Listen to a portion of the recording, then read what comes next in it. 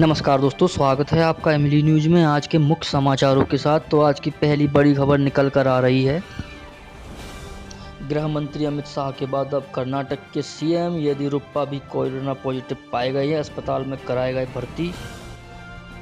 कर्नाटक के मुख्यमंत्री येदियुरप्पा भी कोरोना पॉजिटिव पाए गए हैं। हालांकि उनकी तबीयत ठीक बताई जा रही है, लेकिन डॉक्टर की सलाह पर उन्हें फिलहाल अस्पताल में भर्ती कराया गया है। कर्नाटक सीएम ने अपने ट्विटर हैंडल पर कोरोना पॉजिटिव होने की पुष्टि की थी। उन्होंने बताया कि उनकी तबीयत ठीक है, लेकिन डॉक्टर्स की सलाह पर अस्पताल में भर्ती हो रहे हैं। इसके साथ ही उनके संपर्क में आए सभी लोगों को सेल्फ क्वारंटीन में रहते हुए जांच कराने की अपील की। पूरी तरह धार्मिक होगा पीएम मोदी का अयोध्या दौरा, कोई सरकारी ऐलान नहीं करेंगे।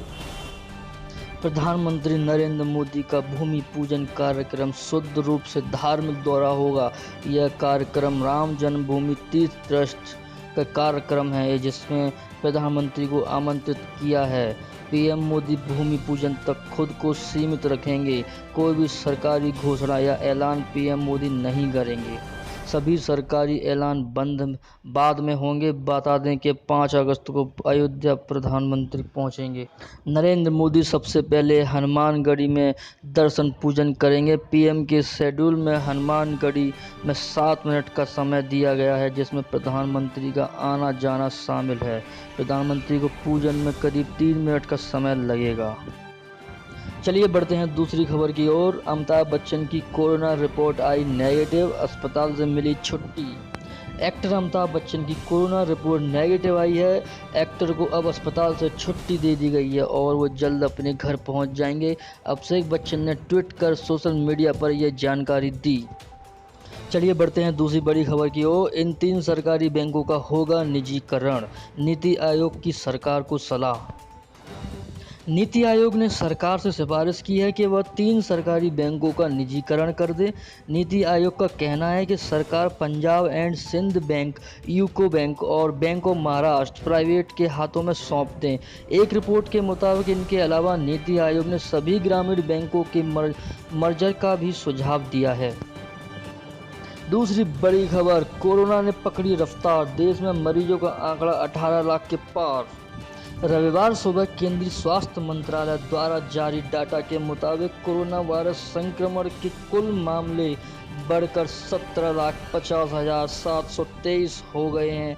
इसमें अंदाज़ा लगाया जा सकता है कि पिछले कुछ दिनों से लगातार हर रोज़ 50,000 के करीब मामले सामने आ रहे हैं। हालांकि हाल के कुछ दिनों में कोरोना से ठीक होने वालों की संख्या भी काफ़ी तेज़ी से बढ़ी है। अब तक 11 लाख से ज़्यादा लोग ठीक हो चुके हैं। महाराष्ट्र में रविवार को कोरोना के कुल मामले 9,509 मामले सामने आए हैं। वहीं सिर्फ एक दिन में कोरोना की वजह से 260 लोगों की जानें भी गई हैं। हालांकि सिर्फ एक दिन में 9,926 कोरोना मरीज अस्पताल से डिस्चार्ज भी हुए हैं। उधर चीन है कि मानता नहीं, इस बार चीनी राजदूत ने किया ये दुस्साहस। चीन ने गुरुवार को पैंगोंग लेक इलाके में अपने दावे को फिर से दोहराया है, जहां चीनी सेना भारतीय सीमा में 8 किलोमीटर अंदर तक घुस आई थी। भारत में चीनी राजदूत सन वेइडोंग ने गुरुवार को कहा कि चीनी सेना पैंगोंग झील के उत्तरी किनारे पर पारंपरिक सीमा रेखा के मुताबिक अपने क्षेत्र में तैनात है। चीनी राजदूत ने इस बात को खारिज कर दिया कि चीन ने पैंगोंग झील तक अपने क्षेत्रीय दावे का विस्तार किया है। चीनी राजदूत का ये बयान ऐसे वक्त में आया है जब दोनों देशों के बीच कॉम्स कमांडर की 5वें दौर की बातचीत होने वाली है। चलिए बढ़ते हैं दूसरी खबर की ओर। पीएम मोदी ने बिना नाम लिए नेपाल श्रीलंका को चीन को लेकर किया आगाह। पीएम मोदी ने इसके बाद बिना किसी देश का नाम लिए कहा, अगर विकास की खोज में गलत राजनीतियां या गलत पार्टनर चुने जाते हैं तो वो वैश्विक महाशक्तियों का ब्लॉक बन जाएगा। इतिहास ने हमें सिखाया है कि विकास के नाम पर हुई साझेदारियों ने कई देशों को निर्भर होने पर मजबूर किया है। इससे औपनिवेशक और साम्राज्यवादी शासन का आभार मिला, विश्व में कई देशों का दबदबा बन गया। उधर सुशांत सिंह राजपूत सुसाइड मामले में बिहार के डीजीपी बोले, सबूत मिला तो रिया चक्रवर्ती को जमीन खोदकर खोज निकालेंगे। डीजीपी पांडे ने आगे कहा कि सुशांत मामले में जांच को आगे बढ़ाने के लिए पटना पुलिस, मुंबई पुलिस और कई प्रकार के कागजात और सीसीटीवी फुटेज की मांग कर रही है, जो उन्हें अब तक प्राप्त नहीं हुई। हालांकि गुप्तेश्वर पांडे ने कहा कि मुंबई पुलिस की सीसीटीवी फुटेज और कागजात देने पड़ेंगे। वो बोले, हमारे पास एफएसएल की रिपोर्ट नहीं है, हमारे पास सुशांत की पोस्टमार्टम की रिपोर्ट नहीं है, हमारे पास सीसीटीवी फुटेज भी नहीं है। जिन 40-50 लोगों से पुलिस ने पूछताछ की है उनकी जानकारी हमारे पास नहीं है। हम लोग रिया चक्रवर्ती से कह रहे हैं कि उसे सामने आना चाहिए और बातें बतानी चाहिए, आखिर वो भाग क्यों रही है। उधर यूपी से कानपुर में कोरोना विस्फोट, एक दिन में 500 से ज़्यादा नए मरीज। कानपुर में 504 से ज़्यादा कोरोना वायरस के मरीजों की पुष्टि हुई है। इसके अलावा उत्तर प्रदेश की राजधानी लखनऊ में 391 कोरोना वायरस के नए मरीज सामने आए हैं। उत्तर प्रदेश में लगातार कोरोना वायरस के मामलों की संख्या इजाफा होता जा रहा है। उत्तर प्रदेश में अब तक 3,953 नए कोरोना वायरस के मरीजों की पुष्टि हुई है। इसके साथ ही 53 और लोगों की कोरोना वायरस के कारण जान चली गई है। फिलहाल यूपी में करीब 37,834 एक्टिव केस वायरस मौजूद हैं।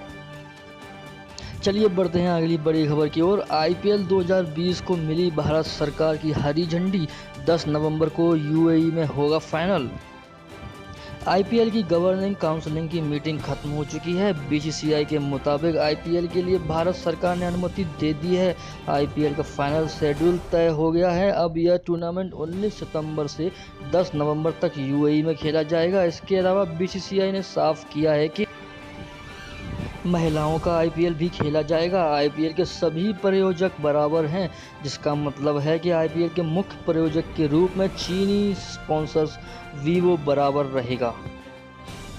बता दें आपको, दुनिया से सबसे ज़्यादा कोरोना संक्रमित लोग ईरान में हैं। ईरान के राष्ट्रपति हसन रूहानी ने शनिवार को यह कहकर हर किसी को चौंका दिया है कि ईरान में 2.5 करोड़ लोग कोरोना से संक्रमित हैं और करीब 3.5 करोड़ लोगों का कोरोना से संक्रमित होने की आशंका है। ईरान को आधिकारिक आंकड़ों के मुताबिक रविवार को कोरोना संक्रमण के मामलों की संख्या करीब 2.7 करोड़ पहुंच गई है, जबकि अब तक इसकी चपेट में आकर 14,188 मौतें हो चुकी हैं। दोस्तों, अगर आपको वीडियो पसंद आया हो तो वीडियो को लाइक ज़रूर करें और साथ ही हमारे चैनल को सब्सक्राइब कर लीजिए और बेल आइकन दबाना बिल्कुल ना भूलें, ताकि आपको हमारी अगली वीडियो की नोटिफिकेशन सबसे पहले प्राप्त हो। और दोस्तों, अगर आप हमारी इन खबरों को और भी विस्तार से जानना चाहते हैं तो आप हमारी वेबसाइट www.imlinews.com को विजिट कर सकते हैं। साथ ही लिंक आपको डिस्क्रिप्शन में मिल जाएगा, वहाँ से आप डायरेक्ट हमारी वेबसाइट पर पहुँच सकते हैं। चलिए दोस्तों, मिलते हैं अगले वीडियो